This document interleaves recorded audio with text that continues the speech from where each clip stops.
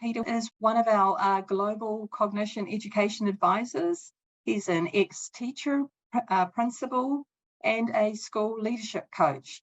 He's also an author of many best-selling educational books and runs competency-based workshops. He provides keynotes nationally and internationally. So thank you for joining us internationally here today, Peter. And he writes Finding Common Ground blog, which is really cool. There's some great up-to-date blogs and articles there from people like Michael Fullan. And he moderates the web show A Seat at the Table for Education Week. So thank you again, Peter. We're really happy to have you here today to share all of your great ideas with us on how we can strengthen educational leadership. So I'll leave it over to you. Thank you.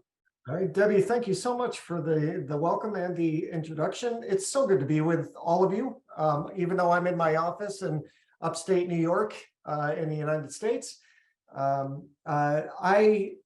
just honored that you would want to spend some time with me to talk about collective leader efficacy. One of the things that I'm going to do, though, is kind of share about how I want to be able to do this. I know we don't have a real huge amount of time to spend together, so I want to maximize it as much as possible. We're going to communicate in 3 ways. Number one is through the chat box. So many of you started to say hello to me and tell me where you're joining me from. Please keep the conversation going. If I say something that resonates for you and you want to put that in the chat box, that's fine. If I say something that you want more information about, please put the question in the chat box. If you want to push back on something that I say, please feel free to put that in the chat box too, because I want this to be as much dialogue as possible. For those of you that don't know, I'm also using Mentimeter. And for those of you that don't know what Mentimeter is, it's actually an online engagement tool. And it's funny, they reached out to me a few years ago because of my blog for Ed Week and asked me if I would use them. And it was before COVID. And I remember using it a couple of times. And I said, oh, that's nice, but who does webinars anymore? Well, then COVID hit and hey, look at that Mentimeter. I think I should probably try that out again. And it's great. It's actually anonymous. And so you can see at the top, you can open up a separate tab on your computer. Some of you are doing this already. Or if you wait just a few minutes, I'm going to put a QR code up and you can just use your phone if you would prefer to do it that way. You're not going to get spam email. You don't even have to put your email address in. And I use this with keynotes of like over 1,000 people I've used it and it's worked really well. And I use it in workshops and webinars as well. So it doesn't matter if it's in person or remote. I definitely use Mentimeter all the time. So we're going to do that. And then the third thing is, if I see something in the chat box that I really would like to know more about, and I'm going to keep my eye on that, I'm probably going to ask you to unmute. I would love to be able to hear from you so we can talk a little bit, because I don't want this to be a case of me just talking at you. So that's how we're going to communicate. And I'm going to put the QR code up on the screen. And for those of you that would still like to use your computer instead, feel free to just open up that separate tab on your computer and you can put in www.menti.com. And that code, by the way, is just for us, just for now. So it's 4793, 4530. But once again, you can use the QR code, and that acts just like when you're at a restaurant and you use your phone to get the menu. You can do the same thing where this is concerned. So I'll give you a few more seconds. And then as I switch on to other slides, on most of the slides, you're still going to see that address for Mentimeter at the top. So you can join me anytime that you want. And I see that a few of you are starting to join already. So thank you so much for doing that. So I have some success criteria for us. And one of the reasons why I wanted you to join me through Mentimeter is that I need your success criteria too. I want to develop it with you. So what I know as far as my success criteria is concerned is I really want to be able to focus on 3 things in this hour. And I want you to be able to walk away with them. So by the end of the session, what I'm hoping you're going to be able to do is articulate why shared conviction of teachers and leaders is important for whole school success. I'll talk more about that for sure. This is my success criteria. Number 2, understand the role of social, emotional, and academic drivers in developing more of an impactful team. I run a lot of workshops and I do a lot of leadership coaching. I work with primary school teachers, I work with secondary school teachers and principals. And one of the things that I find when I'm running workshops and everything else is that we really have to find that balance between social, emotional, and academic, because people are feeling very anxious. They're a high percentage of burnout. And I can even see some of you shaking your head for that up on the screen. So we're going to talk about that during the drivers. And there are 8 of them that are based on research.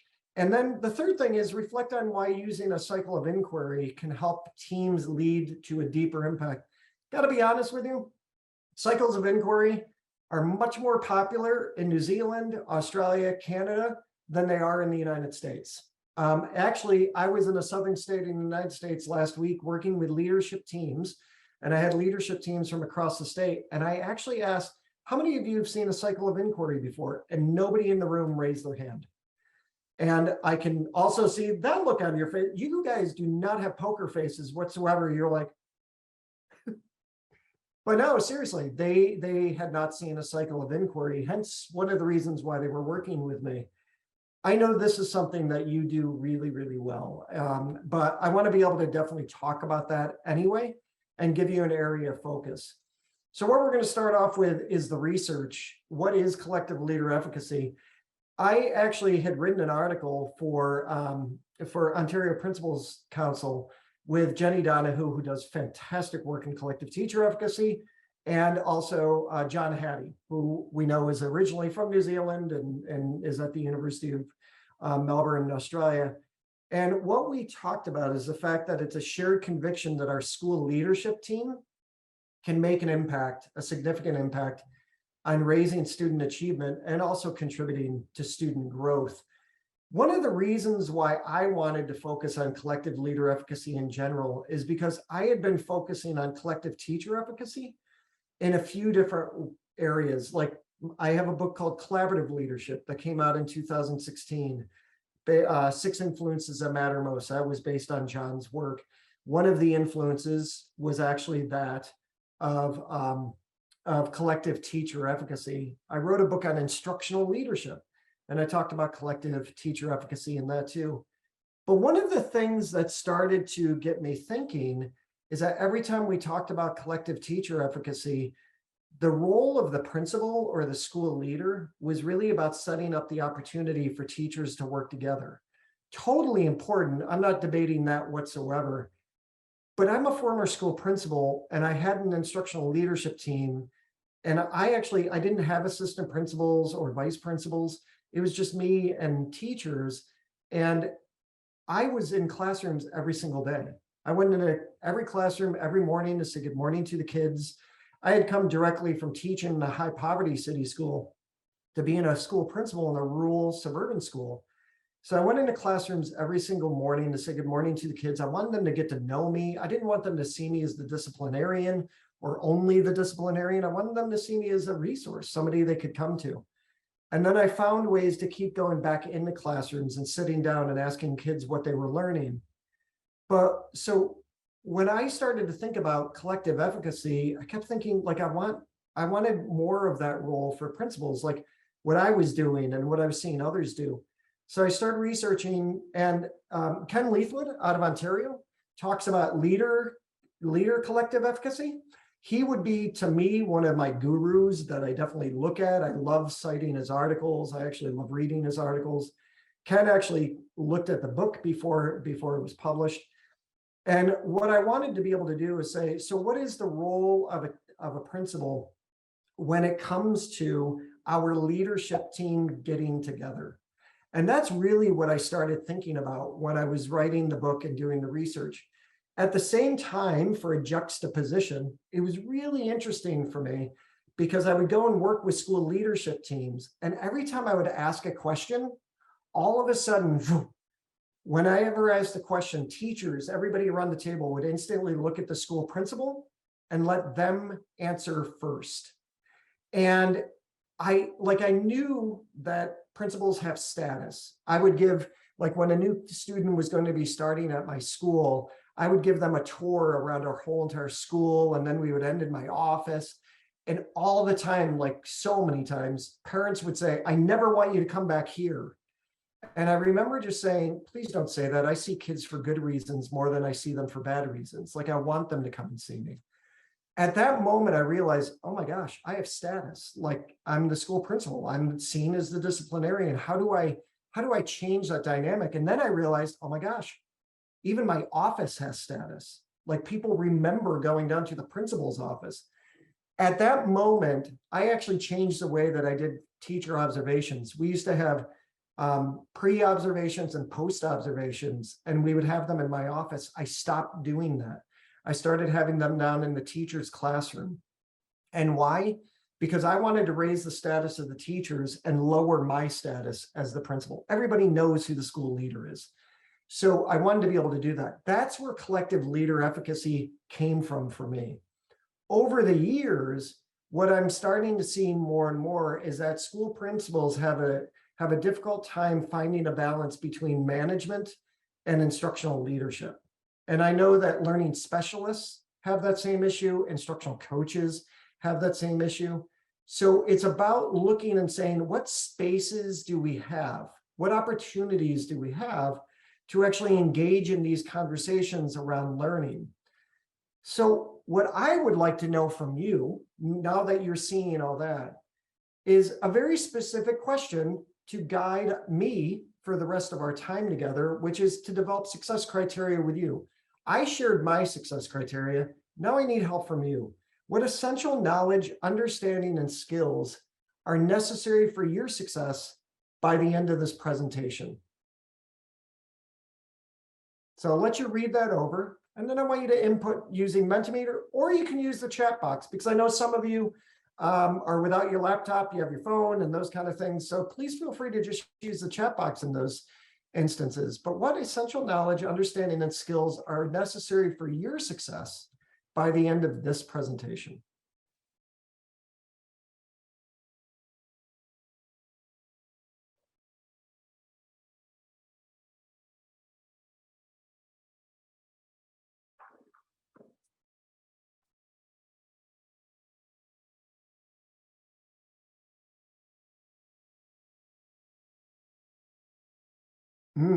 Very good so far. Love these. That's great.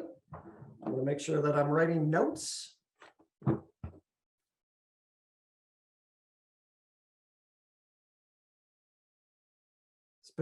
Specific actions, using evidence, understanding evidence based on ideas for successful instructional leadership. I will definitely get into that. How to lead from a non-hierarchical spaces. If we're not in senior leadership, how can we find our influence space? I love coaching. Oh, that's awesome. I love coaching too. We didn't have instructional coaching when I was a teacher or a principal. If we did, that's like a job that I would have absolutely loved. So how do you build collective leadership efficacy across schools? So I will definitely do that. Thank you for those coaches that are in here. I'm going to make sure that I'm not just speaking about building leaders, which is what we call them in the United States. How to encourage leaders to think agentically, even if they find themselves in a toxic environment. Absolutely. I'm going to talk about that actually. So thank you for putting that down. Very exciting. A great understanding and key takeaways to have a starting point or future action points. I'm always looking to offer an entry point. That's what I call it. Like, because there's so much stuff coming at us, right? I want to have an entry point. How to bring together a leadership team, assistants and WDID principals around the values of instructional leadership when everyone has a very different philosophy and pedagogy. Awesome question, because I'm going to talk about mindset. That is one of the drivers. So I will definitely be talking about that. And define instructional leadership. There are many definitions of this, and that speaks to one of the key elements that I want to be able to do. We have in our schools a common language, but we often lack a common understanding. We talk about student engagement, but to some people in our school, student engagement could be authentic engagement, where the kids are up and moving around, but to others, it could be compliant engagement, where the kids are sitting down. To me, instructional leadership, and this actually comes from the definition that I wrote in a book on instructional leadership, creating practice out of theory. To me, instructional leadership is when those in a leadership position, whether we're talking about instructional coaches, building leaders, vice principals. In the United States, we have a lot of PLC leads. We could talk about department chairs, like those. When anyone in a leadership position focuses their implementation efforts on learning. It's all about that space where we can talk about learning. So thank you for putting that. This is the reason why I love Mentimeter and love the chat box. How do we respectfully encourage our leaders and teachers to genuinely share their opinions and experiences that might be different to the vision? That's awesome, because I'm going to be talking about that as well. How to step into a leadership position in a new school. I can answer that one really quickly. Take time to understand your surroundings. Don't go in and try to change things for change's sake. I have a video on YouTube. I have a YouTube channel. And one of the things that I talked about in one of the videos is the fact that when we go in as new leaders, very often we feel this pressure, this enormous pressure to change things just to show that we're leaders. We feel that kind of pressure. And for me, when I'm looking at leadership, it's how can I go in and understand my surroundings and see where I fit in? Where's my value added? Where do I offer value to the rest of the building? In fact, try to make a short story, no, a long story short, not a short story long. One of the things that I did when I got hired as a principal is I was hired 3 months before I officially started. But the person I took over for was going up to district leadership. And I was able to go over to the school one night a week. After I left teaching, I would come over to the school. I went over one night a week to get to know the kids in the after school program. I have a yearbook, the yearbook with the kids' pictures in it and their names and the staff's names. I studied the yearbook to get to know all the names. And then I took a personal day and went over and spent the whole day. So by the time I officially started, I knew everybody. So number one, build relationships. Number two, look for your entry point. So many teachers look to see, how do I fit in with the new principal? It should be the other way around. How do I fit in with the teachers? What can I offer? So I hope that helps. How to bring together a leadership team around the values of instructional leadership. I already read that one. Perfect. So let's start with this, because some of your questions were really about like the whole idea of the status piece. How do we lower our status as leaders and raise the status of the people around us? One of the most impactful pieces of research that I have read in a very long time is that from Ken Leithwood. That was the name I offered before. For those of you that don't know, he's out of Ontario, Canada. And what Leithwood talks about is the fact that we need to motivate people, especially now, like more now than ever, I think. And one of the things that we have to look at when it comes to motivating people is developing a sense of agency, giving them voice, letting them know that their opinions matter. And what that comes down to in Leithwood's work are two things. And this is also in the Collective Efficacy book: capacity beliefs and context beliefs. Capacity beliefs are all about understanding the person's self-efficacy. Self-efficacy alone is a fantastic topic, because self-efficacy is the confidence we have in our own actions. And research shows that self-efficacy is context specific. So one of the things that happens is that I might feel really confident building teacher-student relationships in my classroom, but I don't feel confident using different instructional strategies, and therefore I lecture. Or the opposite. I feel really comfortable using different instructional strategies, but I don't feel comfortable developing teacher-student relationships. Self-efficacy is context specific. And for those of you that are coaches, for those of you that are department chairs, one of the biggest questions I often get asked by coaches and department chairs and PLC leads is, so how do you deal with resistant staff? And my answer is always, stop looking at them as resistant. Because maybe it's not a resistance, maybe it's a lack of self-efficacy in the very area that you're talking about. This is going to be key as we move forward, because what we know is when our school leadership team comes together, what we have to understand is not everybody around that table feels a sense of efficacy in the very topic we want to focus on. On the other side of this is context beliefs. Do we actually work in a school that feels like they will support us when we are trying to be innovative in the classroom? Now, in some United States research from Edweek Research Center, they found that 86% of principals completely agree that they support teachers when they're trying to be innovative.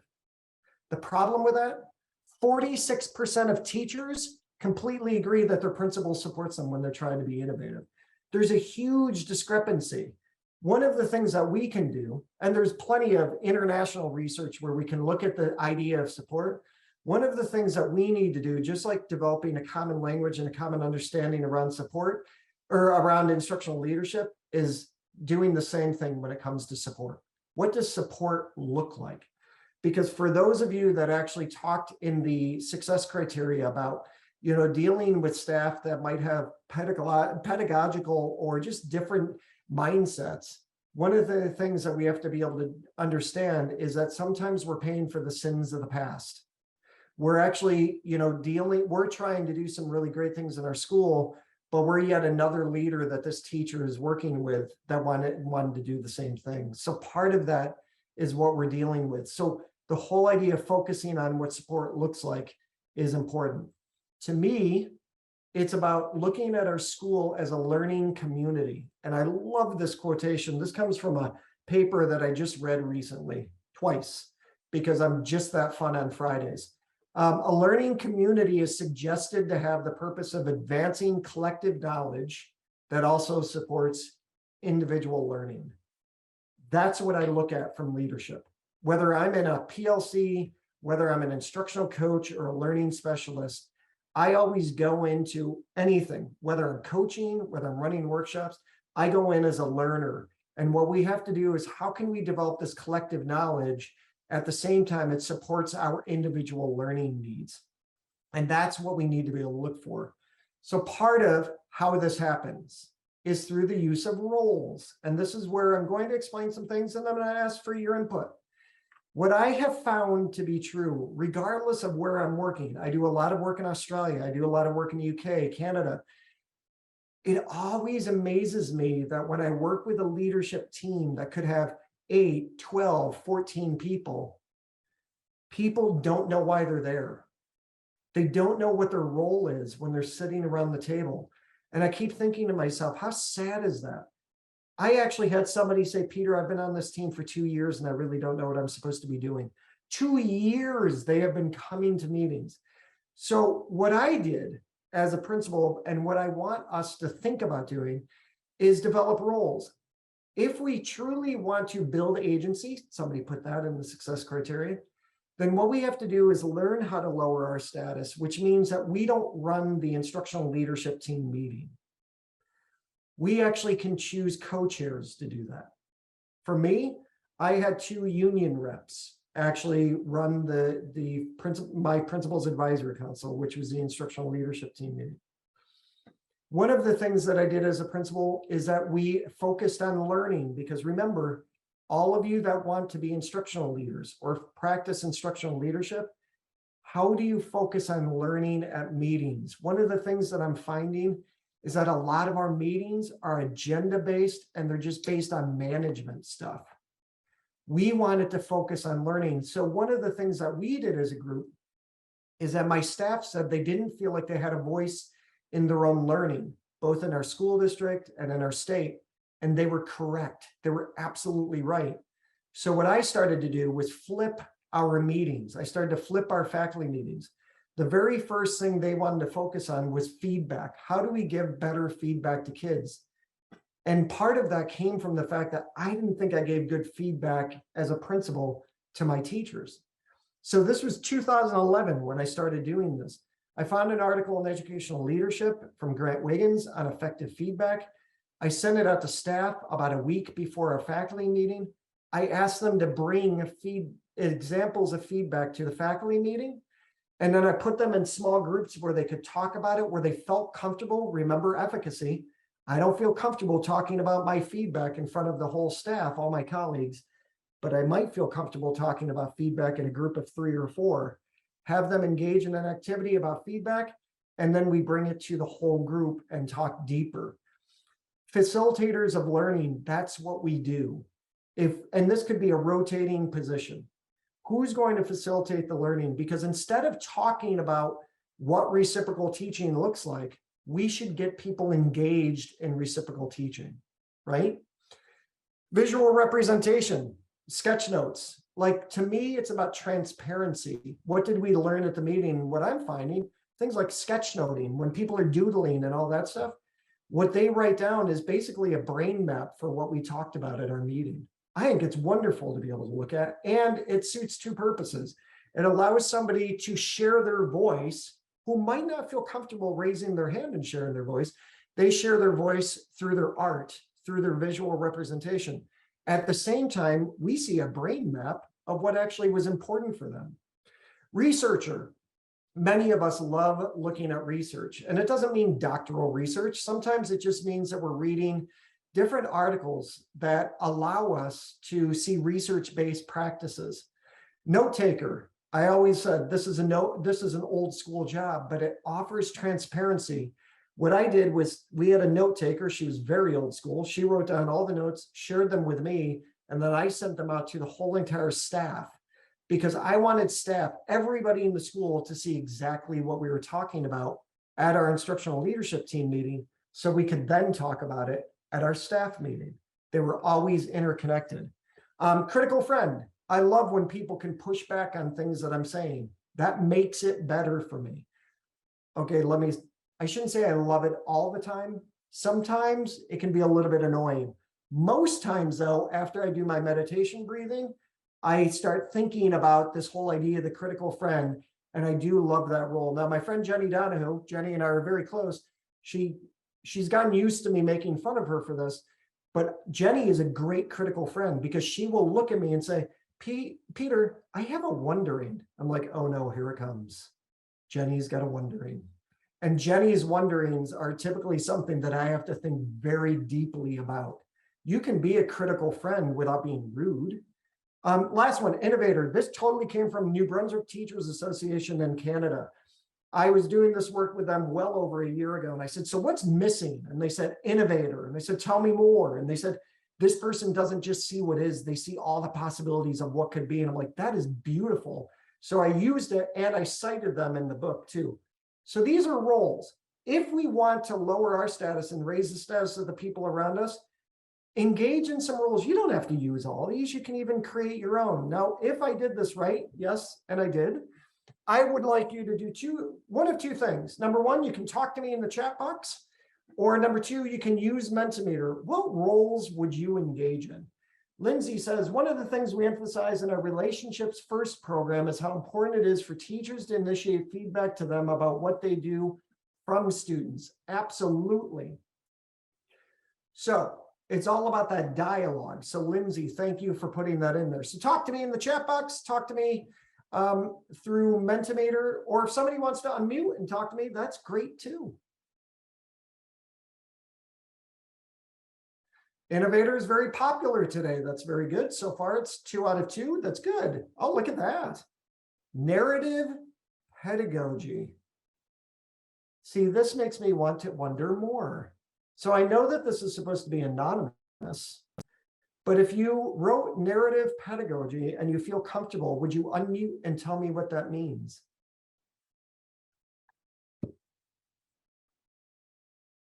Somebody sent me a private message saying all of them. That's good. And I promise they did. I'm not just saying that for my own benefit. I hear unmuting. Good morning, Peter. Good morning, Peter. I'm Rebecca Thomas, and I write narrative pedagogy. Hi, Rebecca. It's so nice to meet you. Tell me more. What does that mean? So that's using the power of story, because teachers' lives are rich in story and experiences. So it's using the power of talking through stuff and hearing the stories to move forward and to unpack and understand experiences that shape us. Where were you a year and a half ago when I was writing the book? Writing my own book. There you go. I love that. You know what it reminds me of is so like when you're looking at work around teacher clarity, they always talk about the story piece. But one of the trends that I've started to see quite a bit lately with students is that of empathy interviews, like talking to students about what the barriers are to their learning, what's working. And I think we should talk about empathy interviews for adults. We should engage in these kind of conversations, because around the world, we're seeing a teacher shortage, and we're seeing people that are leaving the position. So yeah, I love that narrative pedagogy. That is so awesome. I think that's fantastic. Thanks. And if you ever feel comfortable, please be in touch with me so we can talk more, actually. Because I do. Yeah, I'd love to. I love it. I love it that much, actually. So, drivers. This comes from the work of Michael Fullen. And Michael actually wrote the foreword to the book. And Jane, I'm seeing that you wrote researcher, innovator, note taker, facilitator of learning. That's good. So I'm glad they resonated with you. What I want, and from the roles, is that I want to know that my voice matters, right? And I'm not one, believe it or not, this is shocking, but I'm actually more of an introvert. And so when I was part of like admin meetings and everything else, I didn't speak because I don't like being cold called. I need time to reflect. So I would be at the meeting, leave, and then 24 hours later, contact my superintendent and say, hey, can we talk about yesterday's meeting? I have some ideas. I need reflection time. So that's where roles come from. How can we honor those creative kind of spaces? How can we honor those people who can't just talk at a meeting? They need time to process the information. So I'm just going to say Sasa because I'm not really sure how to read the username, but what would you suggest if the traditional instructional leaders in your school, heads of department, instructional coaching, who are resistant and hesitant about taking a role in a learning community, if there's no additional time allowance or remuneration, and teachers are time poor and are cautious about taking on more responsibilities? Love this question. It actually came up for me in August, and I swear to you it did, and I'm meeting with the same group tomorrow through a webinar. I had a teacher who was very honest with me. I was there in person. It was in Portland, Maine. And she said, Peter, I don't get paid for this. Like, I want to be able to do a role and I want to be involved in the leadership team because I feel like I'm in the know of what's going on, but I don't get paid for this. So I want to be careful how much work I take on. And so I just wrote a book on de-implementation, which is the abandonment of low value practices. One of the things that I said to her, though, was, if you don't see a direct connection between what the instructional leadership team is focusing on and what you're doing in your classroom or your role, then that means your instructional leadership team is focusing on the wrong thing. Because when I'm running workshops and I'm with a lot of different positions in different countries, if I'm not seeing that the work I'm doing here isn't going to benefit me here, then it means that I'm probably focusing on the wrong work. So that's got to be part of it, right? It's got to be part of your focus, has to make sure that what you're doing at that team meeting is going to benefit you in the classroom or your role as an instructional coach or a head of department because of that very thing you're saying, they're time poor. But I would say the other thing to consider there is that what I'm starting to work on with instructional leadership teams right now is the focus of de-implementation, the focus of abandoning low value practices. What's not working for us anymore? What is the stuff that's completely wasting our time? What do we have overlap on? And those kind of discussions are hugely important to the whole idea of developing collective efficacy, collective leader efficacy. So you're absolutely right with that question. I think it has to be a part of the conversation. And in one of the drivers, I'm going to talk to you a little bit about that. So Michael Fullen talked about drivers well over 10 years ago. And I know that the name of it is Choosing the Wrong Drivers, but it's because he was concerned about schools around the world focusing on the wrong things, like just technology or accountability. And he said we need to be focusing on the right drivers. These are what constitute. So this is the criteria behind the right drivers. Something that's going to foster intrinsic motivation, something that's going to engage educators and teachers in this idea of continuous improvement, something that's going to inspire collective work, and also something that's going to impact us 100%. Whatever we focus on as school leadership team should be something that impacts our students and their teachers in a positive way. In fact, when I'm working, we're developing a theory of action. If we do this, then we're doing this. One of the things that I always say to the people I'm working with, because I get really worried when I look and their focus is completely on the adults, I always look and say, how is this going to impact student learning in a positive way? It's just a very simple question. And sometimes people can't answer it. So think about it that way. So these are the drivers. This is the criteria for what you're going to see in the next 8. Number 1 is mindset. Not a huge shocker, but because we hear like Carol Dweck, but one of the things that we've known about research behind things like growth mindset is that people often think they have it, and yet their actions are contrary to what they think. Carol was actually a guest on a seat at the table that I did for Ed Week last year. So I got a chance to talk with Carol. Now, when it comes to mindset, there are a few things that I've been doing lately because I break this work down. We spend 2 days alone on the 8 drivers. So that's just give you a little bit of an idea. One of the things that we do is I have mindset, and then I show them a table of 4 things where how does your leadership team have a growth mindset? How does your leadership team have a fixed mindset? How do you as an individual have a growth mindset? How do you as an individual have a fixed mindset? For one of those people in your success criteria, you were talking about, what about people that come to these meetings and they're worried they have pedagogical differences and that kind of stuff? One of the things that we need to be able to look at is what is our mindset of it as a team? If we don't have a mindset as a team that we're supposed to be here to learn together, then our meeting time is already going to be flawed. If we don't have the mindset that it's okay to challenge each other's thinking, we're already going to have some flawed meetings.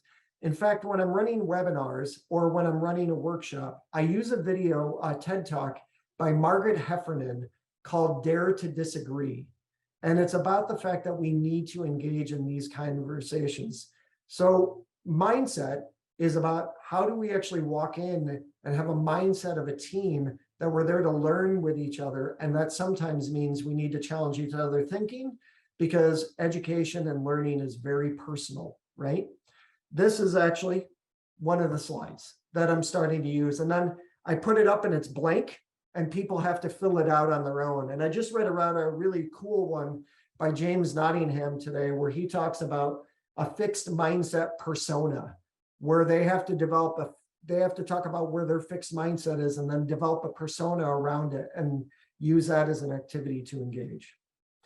And then there's also the whole idea of what language do we use? Language is really important, right? Language can build us up or break us down. So improving our mindset that way is something that's really important too. Probably one of the most important from this, one that people want to resonate, that people say resonate with them the most, is that if you're walking into an instructional leadership team meeting with one idea and you walk out with the same one, that's control. If you walk into an instructional leadership team meeting with one idea and walk out with a better one, that's collaboration. When I walk into a team meeting, and believe me, I'm still on teams, I might walk in with one idea, but I'm okay with the fact that I'd rather walk out with a better one than walking in saying, well, Peter's the most popular because, or I was the smartest because I'm walking out with my idea. It's about walking out with that collaborative idea. Number 2 is well-being. And there are a few things that intersect with this, but well-being is about setting boundaries. So, for the one question that came up about, additional time allowance, one of the things that I talk to groups about is, what are your boundaries? When do you shut it down? Do you have boundaries around email? I'm not going to check email before 8 a.m. I'm not going to check email after 5 p.m. We're not going to text each other on the weekends about our school leadership team meeting. But it's also about workload, and it's about understanding how to talk to one another. A lot of these drivers you're going to see they intersect with one another. One of the activities that I created to do with this is that of empathy interviews. Having people get in partnerships and do empathy interviews about what's been the most impactful team they've been on, what's the least impactful team they went on, what are the things we can learn from those experiences. So well-being is really important. I'm really tired of people saying, just give teachers time to breathe. No, that's not enough. I practice meditation every day, and it's fantastic. I do 20 to 30 minutes every morning. However, what's important for me is how I take what I learned there and bring it into the rest of my day. We can't tell teachers to breathe in the morning or leaders to breathe in the morning and then pummel them with work all day. So that's a part of it too that we have to consider. Empathy interviews. So this is one of the things that I've been doing, one-on-one conversations using open-ended questions. There's a really great article that I was reading on it as well from a couple of years ago. So it's just a really great way to engage with one another. Number 3, one of the drivers or one of the roles that I introduced you to was facilitator of learning. It's actually come from this. Andy Hargraves, Michael Fullen wrote a really great paper on professional learning and development. And what they say is professional learning is a lot like student learning, where we're talking about measurable outcomes. Professional development is about team building and developing mindfulness. What can we focus on? I've said this earlier, and somebody asked me about instructional leadership. Common language and a common understanding. You know, how do we have a common language and a common understanding around things like student engagement, or what a good walkthrough is supposed to look like, or what a learning walk is supposed to look like? Like, those are all really important. One of the things we can do with professional learning is that when we come together as a team or a PLC, or for you as an instructional coach or a department chair who wants to focus on learning at your meetings, one of the things you can do is, you know, what is it? What's our success criteria? What do we want to focus on during this time? And what are the outcomes we can look for? What's the evidence we can collect? It's really great discussions to have. And it gives people voice in what we're doing. So the 4th one is, well, actually, before I get there, forgot. Actually, one of my favorite pieces around professional learning comes from this group. And, you know, Helen Timberly, 6 Roots of Professional Learning. I have found this to be one of the most impactful books as far as somebody who runs professional learning. It's the inquiry stance and the conceptual understanding. So when we're looking at learning, one thing we can't do is that one and done. We covered it at that meeting, so we're good enough. No, we need to be able to keep going back to what's our theory of action and what are we going to focus on when the learning is concerned. And some of you already said it, right? Being agentic, actually developing agency in others. 4th one is working conditions. And this is one that actually, so for me, mindset, well-being, and professional learning and development are 3 that I introduced into the dialogue around building collective efficacy. Working conditions is actually a pre-existing one that came from Ken Leithwood. But this research is fairly new. I used more of a current research. And what Jan found is that working conditions is actually a really huge driver when it comes to how we come together. And it's proven because even in the chat box, we talked about it, right? So it's about the job benefits. What are the benefits of the job? Not just the pay, but also the happiness factor. Workload. How do we start to minimize our workload? That's something the instructional leadership team can actually do. School disciplinary environment. One of the things they found is teachers and principals were most likely to leave a school that had a high rate of discipline. And then principal influences on school matters. Does our voice actually matter, right? So, and Rebecca, thank you for sharing the document from Fullen that you put the link in. Really excellent. One of the things that I'm doing as an activity around working conditions, and this kind of will help the person that put that in the chat box as well, is that I actually put workload in the middle. And then what I did is individually or as a team, provide examples of what makes up your workload. Example, lesson plans, but filling in the other bubbles, putting that in. And one of the things then what we do is we start to unpack what those look like as far as our workload goes. And do we need to do everything that we're doing? Because even for instructional coaches, when I'm doing instructional coaching trainings, one of the interesting things that I found is there are people that I used to do a job description, like write a job description of what you do as an instructional coach. And people would do these huge lists. And then we would go back over them and their leader would say, but I don't want them to do that. So why are they doing that? Sometimes we take it upon ourselves to engage in roles that maybe we don't need to engage in. So the next one is organizational commitment. Also comes from Ken Leithwood. What are we committed to as an organization? And it's just that simple. Are we committed to focusing on student learning, or are we committed to focusing on the adults? How does that look?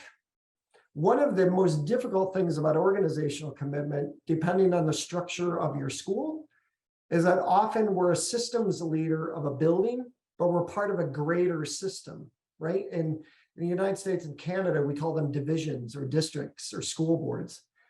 What we have to remember is that sometimes we're part of a greater system, and that means some of the decisions made up here might not be decisions we agree with.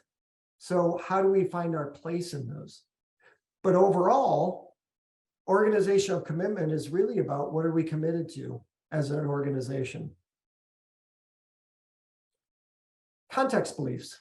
You already saw this one because this was part of that Ken Leithwood piece. It's about how do we actually make sure that people understand that the school they work in, that we're going to support them when they're trying to be innovative. You know, Rebecca, that's one of the reasons why I like the whole idea of the narrative pedagogy.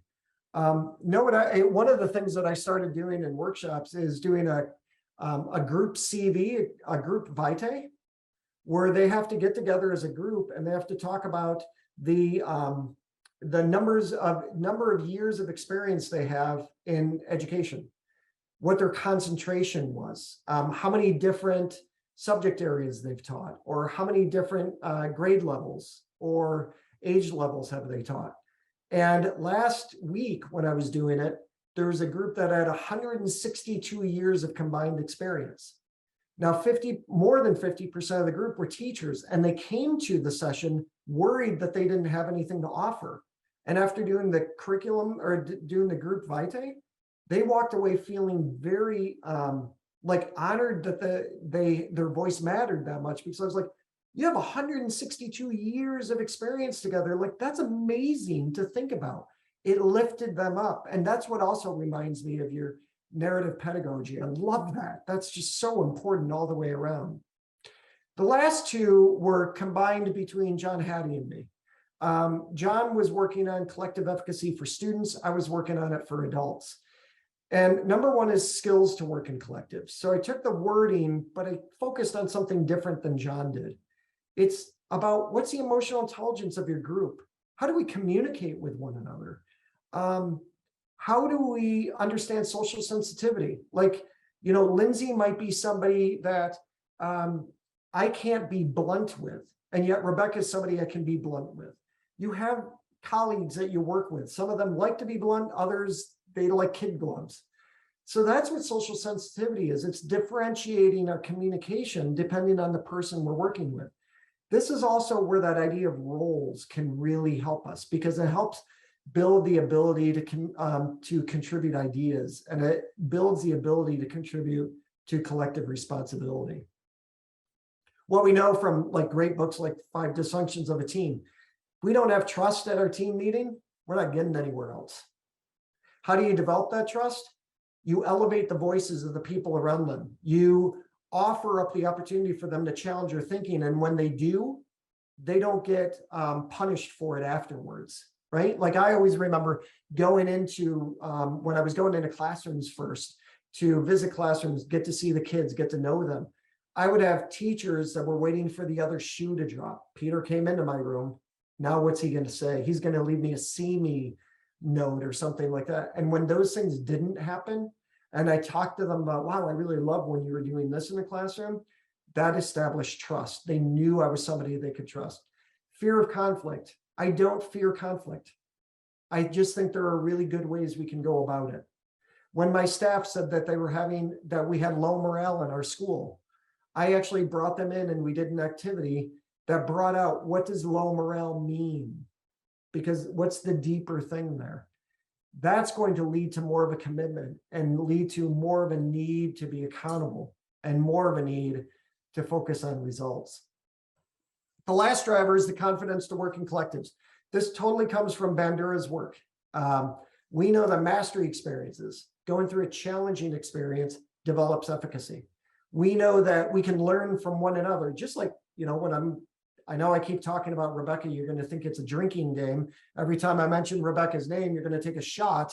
but that's not what I mean. That's why I love engaging in these things, because even in 45 minutes, I'm walking away with some of the links you're putting in going, oh my gosh, I want to learn more about that. That's a vicarious experience. I want to learn more. Verbal persuasion, how we talk to one another. Because what we know is that in the way we talk to each other, it can either shut us down or build us up. And the last one is affective states. What we know from the research is that if you're anxious, your efficacy is diminished. If you're excited, your efficacy is actually raised and increased. And those are important. So I know those were 8 and they were really quick, but it's going to lead to the last part of it. And then in the last few minutes, we can take questions. Jenny Donahue, who I've talked about, Stephen Katz, they use this language in adaptive challenge. This is what it goes into. So you think about the research, I've told you all about where it came from, how I wanted leaders to be more of a piece of it, how we wanted to focus on learning. We went through the 8 drivers. We talked about roles. What it leads to is the practice. What's next? What do we do next? So what we do next is start thinking about that adaptive challenge. What is that area that we want to focus on? And that adaptive challenge piece is really important, because that area we want to focus on, that's where we start to put our energy, devote our energy.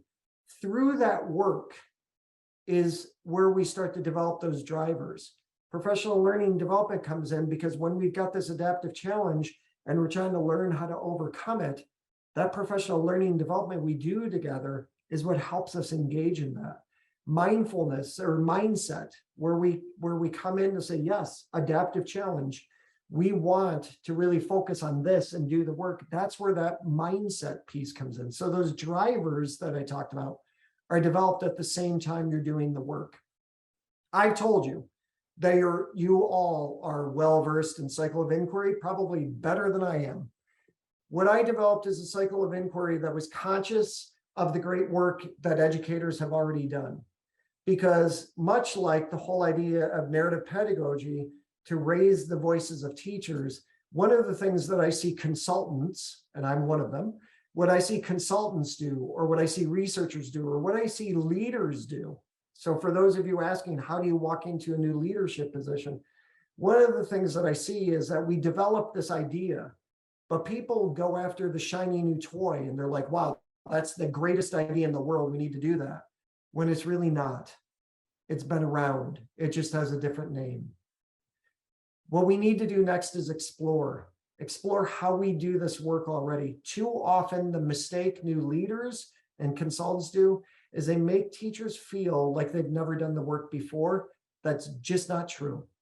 So explore is all about, how do we do this work already? Is it done in pockets? And then you go into the idea of inquiry and planning and implementation and reflection. So this is where I want to at least take 4 minutes to, the chat box has been really great. Thank you for putting all of these things in here. Don't know why that happened. So I'm going to leave that there. The chat box has been really fantastic. I know a couple of you have been able to unmute. So this is how we're going to do it. You can put a question in Mentimeter, you can put something in the chat box, or you can actually just unmute and talk to me. Who has questions? What's resonating for you? Russell Bishop.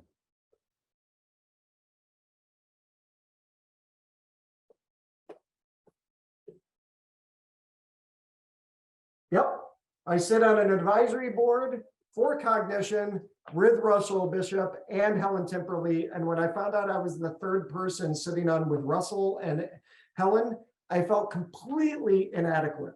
So really awesome. So yes, I love that. And actually, this is where I feel like this was like the original place for empathy interviews. I feel like empathy interviews really came from this kind of work. So when I hear schools talking about they're doing empathy interviews, I'm like, that reminds me of the work of Russell Bishop. Anybody else have a book you want me to pull off my bookshelf? No questions? Nothing to unmute? Talk to me.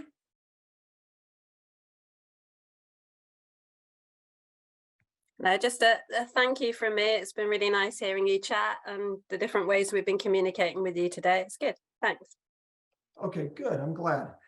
Yes, and to this question that's up on here, and I'm going to totally like be flustered when I'm trying to say andragogical. Yes, it is. Timothy, oh my gosh, I'm blanking out on his name because he's a friend of mine out of Australia, talks a lot about it as well. And so yes, I do think some of those principles are absent from professional learning. You know what it is? I think overall, like when I look back at what I did as a school principal, I didn't know it was called collective leader efficacy. I didn't know the research word for it. You know what I did was? It was, I want people to be more human with one another, and I want to value the voices around the table.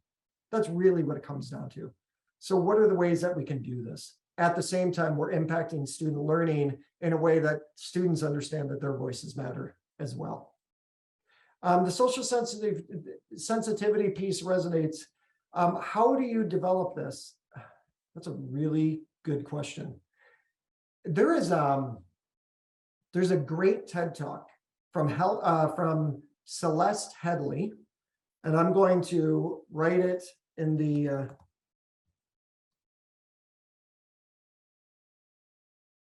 it's a TED Talk called 10 Ways to Have a Better Conversation. And I swear to you, when I was doing collaborative leadership workshops, I showed that video. So I've seen that video hundreds of times, and that's not an exaggeration. And she would go through, and I was thinking, oh my gosh, I do that. Oh my gosh, I need to stop doing that. So I would say, if you can watch a video like Celeste Headley's 10 Ways to Have a Better Conversation, the TED Talk, those are ways that you can actually help to develop this in yourself and others. Because one of the things that I found, which was really interesting, is that, you know, when I'm running professional development, there would be people in the room that have no idea why they're there and they don't know who I am. So they would come in and I would start talking and they'd be like, and I was thinking, wow, they're on their phone right in front of me and that doesn't bother them whatsoever. So I started showing the video just because I wanted them to see 10 ways to have a better conversation. And what I found is one of the very first things she said is, don't multitask or put your phone down. And all of a sudden people were like,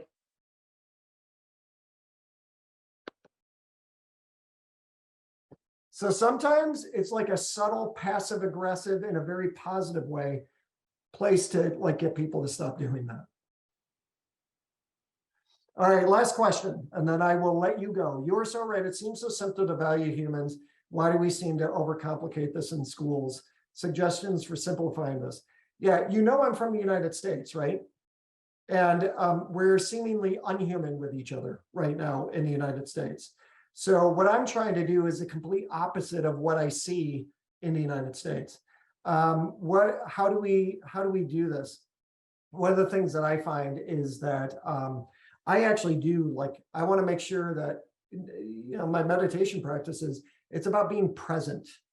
I want to be present in the moment. I want to be present with the people that I'm with. I want to honor their time. That's one way that we do this. But secondly, to be perfectly honest with you, I was retained in 4th grade. My dad died when I was in 5th grade. My mom went back to get her GED, which is the equivalent to getting a high school diploma, when I was in 6th grade. And then I graduated 4th from last in my class from high school. Like, I barely graduated from high school. And I always think about the kids in the classrooms that have my same experiences, that they had things working against them. And yet I turned out to be a guy with 2 master's degrees and a doctorate. So what I look at is what worked for me needs to work for other people. What worked for me is the fact that there were certain people in my life, my mom and sister are 2 of them, and then a few college professors and a few of my cross-country running coaches that treated me like a human. And I just want to treat other people in that same way, because everybody brings something of value to the table. Everybody, it doesn't matter who they are. So just trying to do that is really important. I may have missed this, but will we have access to the recording of this webinar afterwards? Are you okay if we share with our fellow leaders and coaches? Yeah, absolutely. Please feel free. I don't mind that. I never mind if people are if they're going to share. And if you have any other questions, I'm putting my email address in the chat box, and I will let you go because I know it's Friday there. I am going to have a glass of wine because it's Thursday night. Don't worry, it's not Friday morning here. I'm not drinking in the morning. But I just want to thank you all for coming to this and engaging with me. I truly appreciate your time.